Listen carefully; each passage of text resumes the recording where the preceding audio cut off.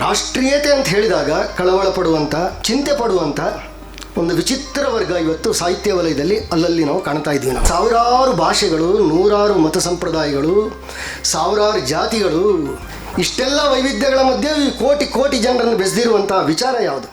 ಅದನ್ನು ನಾವು ರಾಷ್ಟ್ರೀಯತೆ ಅಂತ ಕರಿತಾ ಇದ್ದೀವಿ ನಾವು. ಹೀಗಾಗಿ ರಾಷ್ಟ್ರೀಯ ವಿಚಾರ ಅಂದರೆ ಏನು? ಈ ಒಂದು ಏಕಾತ್ಮ ಭಾವವನ್ನು ಗಟ್ಟಿಗೊಳಿಸುವಂಥ, ಒಂದು ಸಮಷ್ಟಿ ಪ್ರಜ್ಞೆಯನ್ನು ಅರಳಿಸುವಂಥ, ಅದನ್ನು ಪುಷ್ಟಿಗೊಳಿಸುವಂಥ ವಿಚಾರ. ಶಿವಾಜಿ ಕೇವಲ ಮಹಾರಾಷ್ಟ್ರಕ್ಕೆ ಸೀಮಿತ ಅಲ್ಲ. ಹಾಗಾಗಿ ಶಿವಾಜಿ ಒಬ್ಬ ರಾಷ್ಟ್ರೀಯ ಪುರುಷ. ಯುಗಾವತಾರದಲ್ಲಿ ಆ ರೀತಿ ಅದನ್ನು ತಿಳಿಸುವಂಥ ಪ್ರಯತ್ನವನ್ನು ಮಾಡಿದೆ. ಹೀಗೆ ಸಂಘದ ಸಾಹಿತ್ಯ ಅಂದರೆ ಅದು ರಾಷ್ಟ್ರೀಯ ವಿಚಾರದ್ದೇ ಸಾಹಿತ್ಯ. ಅದನ್ನು ಬಿಟ್ಟು ಬೇರೆ ಯಾವುದೂ ಅಲ್ವೇ.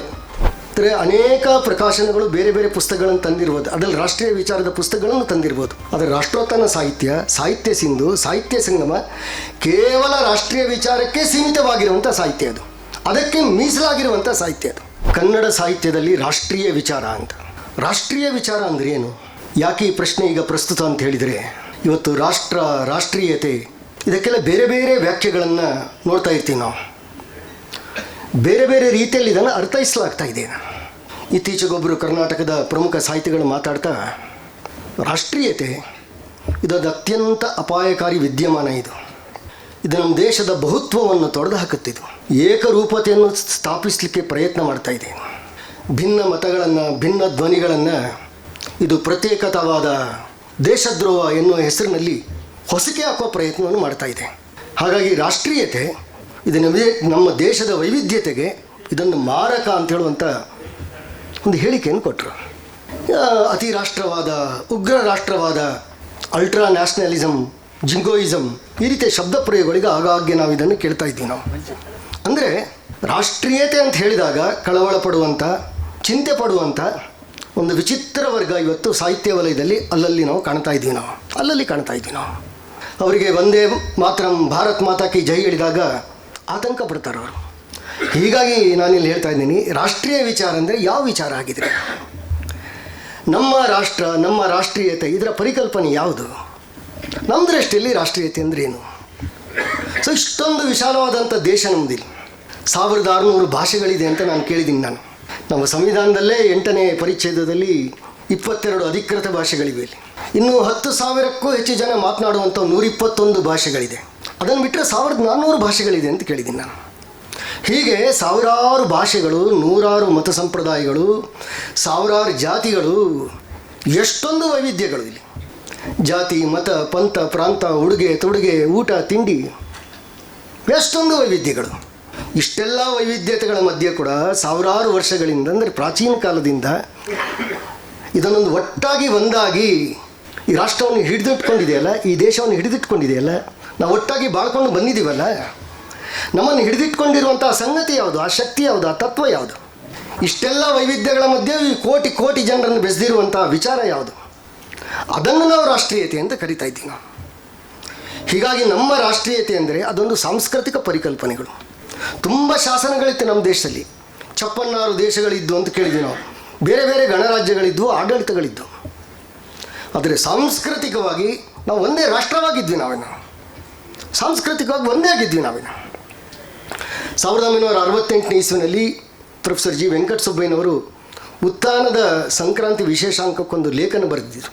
ಆ ಲೇಖನದಲ್ಲಿ ಈ ಮಾತನ್ನು ಹೇಳ್ತಾರೆ ಅವರು. ಈ ಭಾರತದ ಐಕ್ಯವನ್ನು ಅಭೂತಪೂರ್ವ ರೀತಿಯಲ್ಲಿ ಸಾಧಿಸಿದಂಥ ಯಶಸ್ಸು ನಮ್ಮ ಪೂರ್ವಿಕರಿಗೆ, ನಮ್ಮ ರಾಮಾಯಣ, ಮಹಾಭಾರತ, ಪುರಾಣ ಗ್ರಂಥಗಳಿಗೆ ಸೇರುತ್ತೆ ಅಂತ ಅವರು ಹೇಳಿದ್ದಾರೆ. ಯಾಕೆ? ಸಪ್ತ ನದಿಗಳು, ಸಪ್ತ ನಗರಗಳು, ಸಪ್ತ ಕುಲಾಚಲಗಳು ಅಂದರೆ ಸಪ್ತ ಪರ್ವತಗಳು, ಈ ಕಲ್ಪನೆಗಳನ್ನು ಕೊಟ್ಟು ಒಂದು ತೀರ್ಥಯಾತ್ರೆಯ ಪದ್ಧತಿಯನ್ನು ಭಾರತದಲ್ಲಿ ಹುಟ್ಟು ಹಾಕಿದ್ರಲ್ಲ. ಆ ಸೇತು, ಹಿಮಾಚಲ, ಇದು ಇಡೀ ಭಾರತ ಒಂದೇ ಅಂತ ಭಾವನೆಯನ್ನು ಬಿತ್ತಿ ಬೆಳೆದರಲ್ಲ. ಹೀಗಾಗಿ ಆ ಕೀರ್ತಿ ಅವರಿಗೆ ಸಲ್ಲುತ್ತೆ. ಇದು ನಮ್ಮ ಜಾತ್ರೆಗಳು, ನಮ್ಮ ಕುಂಭಮೇಳಗಳು ಪೀಳಿಗೆಯಿಂದ ಪೀಳಿಗೆಗೆ ಈ ಭಾವನೆಯನ್ನು ವರ್ಗಾಯಿಸ್ತಾ ಅಂದರೆ ಗಟ್ಟಿಗೊಳಿಸ್ತಾನೇ ಬಂದಿವೆ ಇದು. ಹೀಗಾಗಿ ನಮ್ಮ ರಾಷ್ಟ್ರೀಯತೆಯ ಪರಿಕಲ್ಪನೆ ಅಂದರೆ ಅದು ಸಾಂಸ್ಕೃತಿಕ ರಾಷ್ಟ್ರೀಯತೆ. ಹೀಗಾಗಿ ರಾಷ್ಟ್ರೀಯ ವಿಚಾರ ಅಂದರೆ ಏನು?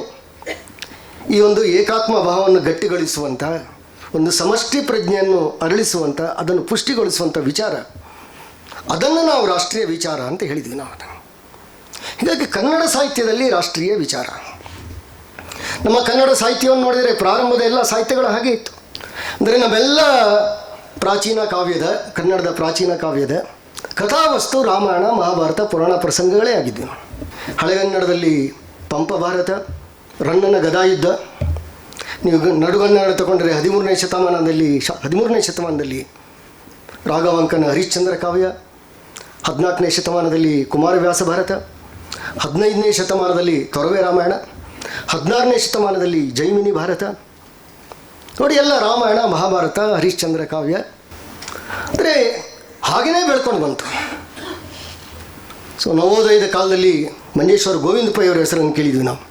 ಅವ್ರದ್ದೊಂದು ಹಾಡು ಭಾಳ ಪ್ರಸಿದ್ಧವಾಗಿದೆ, ನಮಗೆಲ್ಲ ಗೊತ್ತು. ತಾಯೆ ಬಾರ ಮೊಗವ ತೋರ ಕನ್ನಡಿಗರ ಮಾತೆಯೇ ಹರಸು ತಾಯಿ ಸುತರ ಕಾಯೆ ನಮ್ಮ ಜನ್ಮದಾತೆ ಅಂತ ಹಾಡಿದೆ. ಇದು ಒಂದು ರೀತಿಯಲ್ಲಿ ನಾಡದೇವಿಯ ಆರಾಧನೆ ಇದರಲ್ಲಿ. ಅದರ ಮುಂದಿನ ಚರಣಗಳು ಹೇಗಿದೆ ಅದರಲ್ಲಿ? ಬುಗರಿ ಈಯೆ ಶಬರಿ ಕಾಯೆ ರಾಮನಿಲ್ಲಿ ಬಂದನೆ, ಕನ್ನಡ ದಳ ಕೂಡಿಸಿ ಖಳ ದಶಾನನನ್ನು ಕೊಂದನೆ. ನೋಡಿಲ್ಲಿ, ಬುಗರಿ ಈಯೆ ಶಬರಿ ಕಾಯೆ ರಾಮನಿಲ್ಲಿ ಬಂದನೆ. ಕರ್ನಾಟಕವನ್ನು ವರ್ಣನೆ ಮಾಡ್ತಾ ಅವ್ರು ಹೇಳ್ತಾರೆ, ಇಲ್ಲಿ ರಾಮ ಇಲ್ಲಿಗೆ ಬಂದಿದ್ದ ಈ ಭೂಮಿನಲ್ಲಿ. ಕನ್ನಡ ದಳ ಕೂಡಿಸಿ ಖಳ ದಶಾನನಂ ಕೊಂದನೆ. ರಾವಣನನ್ನು ಕೊಂದದ್ದು ಯಾರು? ವಾನರ ಸೇನೆ, ಅದು ಕರ್ನಾಟಕದ್ದದು. ಕನ್ನಡ ದಳ ಕೂಡಿಸಿ ಪಾಂಡವರ ಅಜ್ಞಾತಮಿದ್ದ ವಲಲಂ ಕೀಚಕನನ್ನು ಗೆದ್ದ, ಕುರುಕುಲದ ಮುಂಗದನನ್ನು ಮೆದ್ದ ನೋಡು ನಾಡಿದಲ್ಲವೇ. ಹಾಡಿನ ಚರಣ ಇದು. ಸ್ತುತಿ ಕನ್ನಡದ್ದು, ಕನ್ನಡಾಂಬೆಯ ಸ್ತುತಿ ಅದು. ಆದರೆ ರಾಮಾಯಣ ಮಹಾಭಾರತಗಳು ದೃಷ್ಟಿ ಭಾರತದ್ದು. ಅದು 16ನೇ ಶತಮಾನದಲ್ಲಿದ್ದಂಥ ಷಡಕ್ಷರ ಕವಿ ಅವನು ಕಾವೇರಿ ನದಿಯನ್ನು ವರ್ಣನೆ ಮಾಡಬೇಕಾದ್ರೆ ಹೇಳ್ತಾನೆ, ನಿರ್ಜರ ಗಂಗಾ ನದಿ ತಾನಿದೆಂಬ ಕಾವೇರಿ ಕಣ್ಗೊಪ್ಪುವಂ ಅಂತ ಶಬ್ದ ಪ್ರಯೋಗ ಮಾಡ್ತಾನೆ. ಕಾವೇರಿ ನದಿಯನ್ನು ಗಂಗಾ ನದಿ ಹೋಲಿಸಿದ ನಾವು. ರಾಘವಾಂಕರು ಕೂಡ ಗಂಗೆ ಮತ್ತು ತುಂಗಭದ್ರೆಯನ್ನು ಒಂದೇ ಪೀಠದಲ್ಲಿ ಕುಳ್ಳಿರಿಸಿ ಸಮಾನ ಗೌರವದಿಂದ ನೋಡಿದರು. ನಮ್ಮೆಲ್ಲ ಪ್ರಾಚೀನ ಕನ್ನಡ ಗ್ರಂಥಗಳನ್ನು ನೋಡಿದರೆ ಪ್ರಾರಂಭದಲ್ಲಿ ಅವರೆಲ್ಲ ನಮ್ಮ ಕವಿಗಳನ್ನು ಸ್ತುತಿಸಬೇಕಾದರೆ, ಸ್ಮರಿಸಬೇಕಾದರೆ ಅದರಲ್ಲಿ ವಾಲ್ಮೀಕಿ, ವ್ಯಾಸ, ಭಾಸ, ಕಾಳಿದಾಸ, ಬಾಣ, ಭವಭೂತಿ ಇವರೆಲ್ಲರನ್ನು ಸ್ಮರಿಸಿದ್ದನ್ನು ಕಾಣ್ಬೋದು ನಾವು. ಅಂದರೆ ನಮ್ಮ ಕರ್ನಾಟಕ ಕೂಡ ಇಡೀ ಭಾರತದ ಒಂದು ಸಾಂಸ್ಕೃತಿಕ ಭಾಗ, ವಿಶಾಲ ಭಾರತದ್ದೇ ಒಂದು ಭಾಗ. ಈ ಭಾವವನ್ನು ಎಷ್ಟು ಸ್ಪಷ್ಟವಾಗಿ ನಮ್ಮ ಹಿರಿಯರು ಅದನ್ನು ಪೀಳಿಗೆಯಿಂದ ಪೀಳಿಗೆಗೆ ತೆಗೆದುಕೊಂಡು ಬಂದರು. ಅಂದರೆ ಸ್ವಾತಂತ್ರ್ಯದ ಕಾಲದಲ್ಲೂ ಕೂಡ ಆ ರೀತಿ ದೇಶಭಕ್ತಿಯ ಭಾವವನ್ನು ಉದ್ದೀಪನಗೊಳಿಸುವಂಥ ಅನೇಕ ಸಾಹಿತ್ಯಗಳು ಬಂದವು. ಸ್ವಾತಂತ್ರ್ಯ ಬಂದ ಮೇಲೂ ಅನೇಕರು ರಚನೆ ಮಾಡಿದರು. ನಾವೆಲ್ಲ ತಿರುಮಲೆ ತಾತಾಚಾರ್ಯ ಶರ್ಮಾ ಅವರ ವಿಕ್ರಾಂತ ಭಾರತ ಪುಸ್ತಕವನ್ನು ಓದಿರ್ಬೋದು. 1965ರಲ್ಲಿ ಹೊರಬಂದಂಥ ಪುಸ್ತಕ. ಆಮೇಲೆ ರಾಷ್ಟ್ರೋತ್ಥಾನ ಸಾಹಿತ್ಯ ಅದನ್ನು ಮರುಮುದ್ರಣ ಮಾಡುತ್ತದೆ. 1857ರಿಂದ 1947ರವರೆಗೆ ಈ 90 ವರ್ಷದಲ್ಲಿ ಈ ದೇಶದ ಸ್ವಾತಂತ್ರ್ಯಕ್ಕೋಸ್ಕರ ಅದೆಷ್ಟು ಸಾವಿರ ಜನ ಬಲಿದಾನಗೈದರು. ಅವರು ಎಲ್ಲ ತರುಣರು, ಇನ್ನು ಕುಡಿಮೀಸೆ ತರುಣರವರು. ಬ್ರಿಟಿಷರ ಕೋವಿಯ ಗುಂಡಿಗೆ ತಮ್ಮ ಎದೆಗುಂಡಿಯನ್ನು ಕೊಟ್ಟು ನಿಂತರು. ಗಲ್ಲಿನ ಉರುಳನ್ನು ಚುಂಬಿಸಿ ಕೊರಳು ಕೊಟ್ಟರು. ಸಾಯ್ಲಿಕ್ಕೆ ಹೆದರಲಿಲ್ಲ, ಸಾವನ್ನು ತುಚ್ಛವಾಕೊಂಡ್ರು. ಆ ರೀತಿ ಅನೇಕ ಕ್ರಾಂತಿಕಾರಿಗಳ ತ್ಯಾಗ ಬಲಿದಾನದ ಶೌರ್ಯ ಪರಾಕ್ರಮಗಳ ಪರಿಚಯ ಮುಂದಿನ ಪೀಳಿಗೆಗಾಗಬೇಕು, ಸ್ವಾತಂತ್ರ್ಯೋತ್ತರ ಪೀಳಿಗೆಗಾಗಬೇಕು ಎನ್ನುವ ದೃಷ್ಟಿಯಿಂದ ಅವರು ವಿಕ್ರಾಂತ ಭಾರತವನ್ನು ಬರೆದರು. ಅದೇ ರೀತಿ ಮಿರ್ಜಿ ಅಣ್ಣಾರಾಯರು ರಾಷ್ಟ್ರಪುರುಷ ಅಂತ ಬರೆದರು. ಬಸವರಾಜ್ ಕಟ್ಟಿಮನಿಯವರು ಸ್ವಾತಂತ್ರ್ಯದ ಅಡಿಗೆ, ಅನಕೃಷ್ಣರಾಯರು ಅಮರ ಆಗಸ್ಟ್ ಅಂತ ಈ ರೀತಿ ಅನೇಕ ಸಾಹಿತ್ಯಗಳನ್ನು ಬರೆದಿದ್ದಾರೆ. ಇದು ಸಂಘ ಶತಾಬ್ದಿಯ ವರ್ಷ. ಆ ರೀತಿ ಕರ್ನಾಟಕದಲ್ಲಿ ರಾಷ್ಟ್ರೀಯ ವಿಚಾರವನ್ನು, ರಾಷ್ಟ್ರೀಯ ಸಾಹಿತ್ಯವನ್ನು ದೊಡ್ಡ ಪ್ರಮಾಣದಲ್ಲಿ ಮುಂದಕ್ಕೆ ತಂದಿರೋದು ಸಂಘ. ಇದು 1965ರಲ್ಲಿ ಭಾರತೀಯ ತತ್ವ, ಜೀವನಾದರ್ಶ, ಪರಂಪರೆಗಳು ಅದು ಮುಂದಿನ ನಮ್ಮ ಪೀಳಿಗೆಗೆ ಅಂದರೆ ಜನಮಾನಸದಲ್ಲಿ ಅದನ್ನು ನೆಲೆಗೊಳಿಸಬೇಕನ್ನೋ ಉದ್ದೇಶದಿಂದ ರಾಷ್ಟ್ರೋತ್ಥಾನ ಸಾಹಿತ್ಯ ಪರಿಷತ್ತು ಪ್ರಾರಂಭ ಆಯಿತು. ಅದರದ್ದೇ ಒಂದು ದಾರಿ ಸಾಹಿತ್ಯ ಸಿಂಧು, ಹಾಗೆ ಒಂದು ಸಾಹಿತ್ಯ ಸಂಗಮ ಅನ್ನುವ ಪ್ರಕಾಶನ. ಈವರೆಗೆ 300ಕ್ಕೂ ಹೆಚ್ಚು ಪುಸ್ತಕಗಳನ್ನು ತಂದಿವೆ. 300ಕ್ಕೂ ಹೆಚ್ಚು ಪುಸ್ತಕಗಳು. ಅದರಲ್ಲಿ 4 ಪುಸ್ತಕಕ್ಕೆ ಸಾಹಿತ್ಯ ಅಕಾಡೆಮಿಯ ಪ್ರಶಸ್ತಿ ಕೂಡ ಸಂದಿದೆ. ಇದರಲ್ಲಿ ಅಜೇಯ, ಅದಮ್ಯ, ತೋರ್ಬೆರಳು ನೀವೆಲ್ಲ ಕೇಳಿರ್ಬೋದು, ಈ ಪುಸ್ತಕಗಳನ್ನೆಲ್ಲ ಓದಿರ್ಬೋದು. ಇದನ್ನೆಲ್ಲ ಕೂಡ ಸಾಹಿತ್ಯ ಅಕಾಡೆಮಿಯ ಪ್ರಶಸ್ತಿ ಸಿಕ್ಕಿದೆ ಇದಕ್ಕೆ. ಅಂದರೆ ಈ ಪುಸ್ತಕಗಳಲ್ಲಿ ಯಾವ ರೀತಿಯ ಭಾವ ಇದೆ ಅಲ್ಲಿ. ಈಗ ಯುಗಾವತಾರ ಪುಸ್ತಕ ಶಿವಾಜಿಯ ಚರಿತ್ರೆ. ಅದು ಸಾಮಾನ್ಯವಾಗಿ ಶಿವಾಜಿ ಅಂದರೆ ಅವನು ಮಹಾರಾಷ್ಟ್ರಕ್ಕೆ ಸೀಮಿತ ಅಂತ ಅನೇಕ ಇತಿಹಾಸಕಾರರು ಅಷ್ಟಕ್ಕೆ ಸೀಮಿತ ಮಾಡಿಬಿಟ್ಟಿದ್ದಾರೆ. ಅವನೊಬ್ಬ ರಾಜ, ಒಬ್ಬ ಪುಂಡು ರಾಜ, ಅವನು ಆ ರೀತಿಯೂ ಬಿಂಬಿಸೋರಿದ್ದಾರೆ ಅಲ್ಲಿ. ಆದರೆ ಶಿವಾಜಿ ಕೇವಲ ಮಹಾರಾಷ್ಟ್ರಕ್ಕೆ ಮಾತ್ರ ಸೀಮಿತನ. ಹಿಂದವಿ ಸ್ವರಾಜ್ಯದ ಕಲ್ಪನೆಯನ್ನು ಕಂಡ ನೋಡಿ, ಶಿವಾಜಿ ಗಣೇಶನ್ ಅಂತ ಹೆಸರು ನೀವೆಲ್ಲ ಕೇಳಿರ್ಬೋದು. ದಕ್ಷಿಣ ಭಾರತದಲ್ಲಿ ಪ್ರಸಿದ್ಧ ನಟ ಇದೆ ಶಿವಾಜಿ ಗಣೇಶನ್. ಶಿವಾಜಿ ಗಣೇಶನ್ ಅಂತ ಅವನ ಹೆಸರು, ಅವನಿಗೆ ಯಾರು ಆ ರೀತಿ ಹೆಸರಿಟ್ಟಿದ್ದಲ್ಲ, ಅವನ ಹೆಸರು ಗಣೇಶನ್ ಅಂತೇಳಿ. ತಮಿಳಿನಲ್ಲಿ ಅವರು ಶಿವಾಜಿ ಮಹಾರಾಜರ ಚಿತ್ರವನ್ನು ಸಿನಿಮಾ ಅಂತಂದರು. ಅದರ ನಂತರ ಬಹಳ ಪ್ರಸಿದ್ಧರಾದರು. ಅವರು ಪ್ರಸಿದ್ಧರಾಗಿದ್ದು ಶಿವಾಜಿ ಗಣೇಶನ್ ಹೆಸರು ಮೂಲಕ, ಆ ಸಿನಿಮಾದ ಮುಖಾಂತರ. ಶಿವಾಜಿ ಕೇವಲ ಮಹಾರಾಷ್ಟ್ರಕ್ಕೆ ಸೀಮಿತ ಅಲ್ಲ ಅವನು. ಹಾಗಾಗಿ ಶಿವಾಜಿ ಒಬ್ಬ ರಾಷ್ಟ್ರೀಯ ಪುರುಷ. ಯುಗಾವತಾರದಲ್ಲಿ ಆ ರೀತಿ ಅದನ್ನು ತಿಳಿಸುವಂಥ ಪ್ರಯತ್ನವನ್ನು ಮಾಡಿದೆ. ಹಾಗೆ ನಮ್ಮ ರುದ್ರಾಭಿಷೇಕ ಅಂತ ಪುಸ್ತಕ, ಅದನ್ನು ಕೂಡ ನೀವೆಲ್ಲ ಓದಿರ್ಬೋದು. ಅಲ್ಲಿ ಅನೇಕ ಕ್ರಾಂತಿಕಾರಿಗಳು 1890ರಿಂದ 1915ರವರೆಗೆ 25 ವರ್ಷದ ಕಾಲಘಟ್ಟದಲ್ಲಿ ಅದು ಎಷ್ಟು ಜನ ಪ್ರಾಣ ಬಿಟ್ಟರು, ಎಷ್ಟು ಜನ ಪ್ರಾಣ ಕೊಟ್ಟರು. ಆ ಶೌರ್ಯ ಸಾಹಸದ ಖಾತೆ ಅದರಲ್ಲಿದೆ. ವಿಶೇಷವಾಗಿ ಬಾಘಾ ಜತೀನ್ ಅವನನ್ನು ಕಣ್ಮುಂದೆ ಇಟ್ಕೊಂಡು ಆ ಪುಸ್ತಕವನ್ನು ಬರೆದಿದ್ದಾರೆ. ಇನ್ನೂ ಅನೇಕ ಕ್ರಾಂತಿಕಾರಿಗಳ ಉಲ್ಲೇಖ ಇದೆ ಇಲ್ಲಿ. ನಾನು ಕಾಲೇಜಿನಲ್ಲಿದ್ದಾಗ ಅಜೇಯ, ಅದಮ್ಯ ನನ್ನ ಕಾಲೇಜ್ ಜೀವನದಲ್ಲಿ ಓದಿದೆ. ಎಷ್ಟು ಸ್ಫೂರ್ತಿಯನ್ನು ಕೊಡ್ತು. ನಾನು ಚಿಕ್ಕ ವಯಸ್ಸಿನಲ್ಲಿದ್ದಾಗಲೇ, ನೀನು ಹೈಸ್ಕೂಲ್ನಲ್ಲಿದ್ದಾಗಲೇ ಭಾರತ ಪುಸ್ತಕಗಳು ಬಂತು.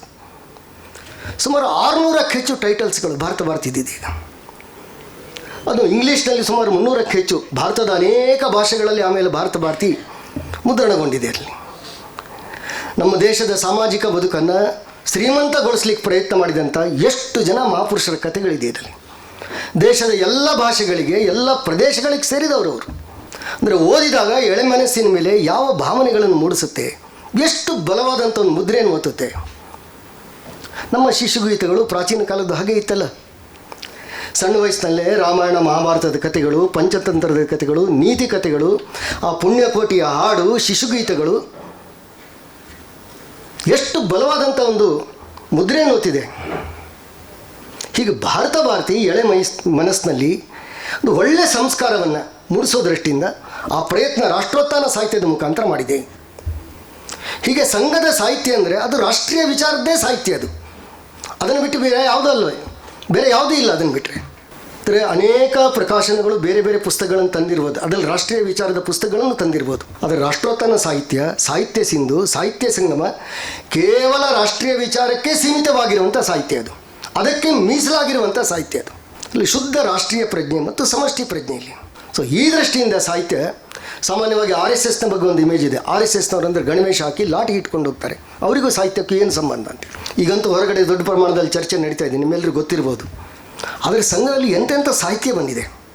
ಆ ದೃಷ್ಟಿಯಲ್ಲೇ ಸಮಾಜ ಜೀವನದ ಎಲ್ಲ ಸವಾಲುಗಳನ್ನು, ಸಮಸ್ಯೆಗಳನ್ನು ವಿಶ್ಲೇಷಿಸಿ ಅದಕ್ಕೊಂದು ಪರಿಹಾರದ ಸೂತ್ರಗಳನ್ನು, ಆ ದೃಷ್ಟಿಯನ್ನು ಕೂಡ ನಮ್ಮ ಸಾಹಿತ್ಯ ಕೊಟ್ಟಿದೆಯಲ್ಲ. ಮಾನ್ಯ ಶೇಷಾದ್ರಿಗಳ ಸಾಹಿತ್ಯಗಳನ್ನೆಲ್ಲ ನೋಡಿದಾಗ ಇದು ನಮಗೆ ಸ್ಫುಟವಾಗುತ್ತೆ ಅಂತ ಅಂದ್ಕೊಂಡಿದ್ದೀನಿ ನಾನು. ಅಂದರೆ ಈ ರೀತಿ ರಾಷ್ಟ್ರೀಯ ಸಾಹಿತ್ಯ ಅಂದಾಗ ಕರ್ನಾಟಕದಲ್ಲಿ ಅದರಲ್ಲಿ ರಾಷ್ಟ್ರೋತ್ಥಾನದ ಪ್ರಕಾಶನದಿಂದ ಪ್ರಕಟವಾಗಿರುವಂಥ ಸಾಹಿತ್ಯ ಅಂದರೆ ಸಂಘ ಸಾಹಿತ್ಯ ಅದೊಂದು ದೊಡ್ಡ ಭಾಗ ಇದೆ ಅಂತ ನಾನು ಅಂದ್ಕೊಂಡಿದ್ದೀನಿ. ನಾನು ನಮ್ಮ ಹಾಡುಗಳು, ಸಂಘದ ಹಾಡುಗಳು, ದೇಶಭಕ್ತಿಯ ಹಾಡುಗಳು, ಎಷ್ಟು ಹಾಡುಗಳಿದೆ ಇವತ್ತು ಸಾಮಾನ್ಯವಾಗಿ ಆಗಸ್ಟ್ 15, ಜನವರಿ 26 ಇತ್ಯಾದಿಗಳು ಬಂದಾಗ ಅನೇಕ ಕಾಲೇಜುಗಳಲ್ಲಿ ಅಥವಾ ಅನೇಕ ಕಡೆಗಳಲ್ಲಿ ದೇಶಭಕ್ತಿ ಗೀತೆಗಳ ಸ್ಪರ್ಧೆಯನ್ನು ನೀಡ್ತಾರೆ. ಭಾಗವಹಿಸರಿಗೆ ದೇಶಭಕ್ತಿ ಗೀತೆಗಳು ಸಿಗೋದಿಲ್ಲ. ಅವರು ನೇರ RSSನ ಆಫೀಸಿಗೆ ಬರ್ತಾರೆ, ನಿಮ್ಮ ಹಾಡುಗಳ ಪುಸ್ತಕ ಕೊಡಿ ಅಂತ ಕೇಳ್ತಾರೆ. ಅವರೆಲ್ಲರಿಗೂ ಗೊತ್ತು ದೇಶಭಕ್ತಿ ಹಾಡುಗಳು ಸಿಗಬೇಕಾದ್ರೆ RSSನ ಆಫೀಸಿಗೆ ಬರಬೇಕಂತ ಹೇಳೋದು ಗೊತ್ತು.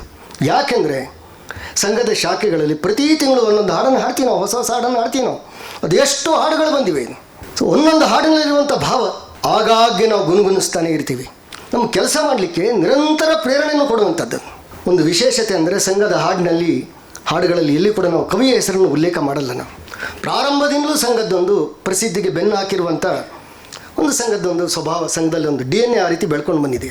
ಹೀಗಾಗಿ ಕವಿಗಳು ಯಾರು ಅಂತ ನಾವು ಅದರಲ್ಲಿ ತಿಳಿಸಲ್ಲ. ನಾವು ಹಾಡುಗಳನ್ನು ಬೇರೆ ಕಡೆ ಪ್ರಚಾರನೂ ಮಾಡಲ್ಲ. ನಾವು ಅದರ ಒಂದೊಂದು ಹಾಡು ಕೂಡ ಅದರ ಸ್ತರ ಹೊರಗಿನ ದೊಡ್ಡ ಅಂದರೆ ಶ್ರೇಷ್ಠ ಕವಿಗಳ ಕಾವ್ಯದ ಆ ಸ್ತರಕ್ಕಿಂತ ಯಾವುದಕ್ಕೂ ಕಡಿಮೆ ಇಲ್ಲ ಅಂತ ಹೇಳ್ತೀನಿ ನಾನು. ಮತ್ತು ನೂರಾರು ಜನರ ಮನಸ್ಸಲ್ಲಿ ಭಾವ ಉದ್ದೀಪನಗೊಳಿಸಿರುವಂಥ ಕಾವ್ಯಗಳವೆಲ್ಲ ಕೂಡ, ಹಾಡುಗಳವೆಲ್ಲ ಕೂಡ ಈ ರೀತಿ ಸಂಘದ್ದೇ ಒಂದು ರಾಷ್ಟ್ರೀಯ ವಿಚಾರದ ಅಂದರೆ ಸಾಹಿತ್ಯದ ಒಂದು ಪರಂಪರೆ ಇದೆ. ಹಾಗಾಗಿ ಇವತ್ತಿನ ಬೇರೆ ಬೇರೆ ಗೋಷ್ಠಿಗಳಲ್ಲಿ ಈ ಬಗ್ಗೆ ನಾವು ಚರ್ಚೆ ಮಾಡುವರಿದ್ರಿ, ಇದರ ಬಗ್ಗೆ ನಾವು ವಿಚಾರ ಮಂಥನವನ್ನು ಮಾಡುವರಿದ್ದೇ ನಾವು. ಹಾಗಾಗಿ ಇವತ್ತು ಈ ಒಂದು ದಿನದ ವಿಚಾರ ಸಂಕಿರಣ 100 ಹೆಜ್ಜೆ 106 ಮಾತುಗಳು, ಇದು ವಿಶೇಷವಾಗಿ ರಾಷ್ಟ್ರೀಯ ಸಾಹಿತ್ಯ, ಇದು ಕನ್ನಡದಲ್ಲಿ ಅಂತ ಶೀರ್ಷಿಕೆ ಇದ್ದಾಗಲೂ ಕೂಡ ಭಾಳ ಪ್ರಮುಖವಾಗಿ ಇದರಲ್ಲಿ ಸಂಘ ಸಾಹಿತ್ಯವನ್ನು ಇಟ್ಕೊಂಡೇ ನಾವು ಚರ್ಚೆ ಮಾಡುವರಿದ್ದೀವಿ ನಾವು. ಅಂದರೆ ಕನ್ನಡ ಸಾಹಿತ್ಯದಲ್ಲಿ ಈ ಸಂಘದ ರಾಷ್ಟ್ರೀಯ ವಿಚಾರದ ಕೊಡುಗೆ ಅದಕ್ಕೆ ಸಂಬಂಧಪಟ್ಟದ್ದು ಹೆಚ್ಚೆಚ್ಚು ನಾವು ಚರ್ಚೆ ಮಾಡುವರಿದ್ದೀವಿ. ಹೀಗಾಗಿ ಇವತ್ತಿನ ಮುಂದಿನ ಗೋಷ್ಠಿಗಳಲ್ಲಿ ನಮ್ಮ ಗೀತೆಗಳು, ನಮ್ಮ ವಿಚಾರಗಳು, ಅದರಲ್ಲೂ ವಿಶೇಷವಾಗಿ ನಮ್ಮ ಯುಗಾವತಾರ, ಅಜೇಯ, ಅದಮ್ಯ, ರುದ್ರಾಭಿಷೇಕ ಇತ್ಯಾದಿ ಪುಸ್ತಕಗಳ ಬಗ್ಗೆ ಚರ್ಚೆ ಮಂಥನಗಳು ನಡೆದಿದೆ ಅಂತ ನಾನು ತಿಳ್ಕೊಂಡಿದ್ದೀನಿ. ಹೀಗಾಗಿ ಒಟ್ಟು ಇವತ್ತಿನ ಗೋಷ್ಠಿ ಅದಕ್ಕೆ ಬೇಕಾದಂಥ ಒಂದು ಹಿನ್ನೆಲೆ, ಅದನ್ನು ಸ್ವಲ್ಪ ಶಬ್ದ ರೂಪದಲ್ಲಿ ಸ್ವಲ್ಪ ಸಮಯದಲ್ಲಿ ನಿಮ್ಮ ಮುಂದಿಡುವಂಥ ಪ್ರಯತ್ನ ನಾನು ಮಾಡಿದ್ದೀನಿ. ಎಲ್ರಿಗೂ ನಮಸ್ಕಾರ ಮಾಡ್ತಾ ನನ್ನ ದಿಕ್ಸೂಚಿ ಭಾಷಣವನ್ನು ನಾನಿಲ್ಲಿ ಮುಕ್ತಾಯ ಮಾಡ್ತಾಯಿದ್ದೀನಿ. ನಮಸ್ಕಾರ.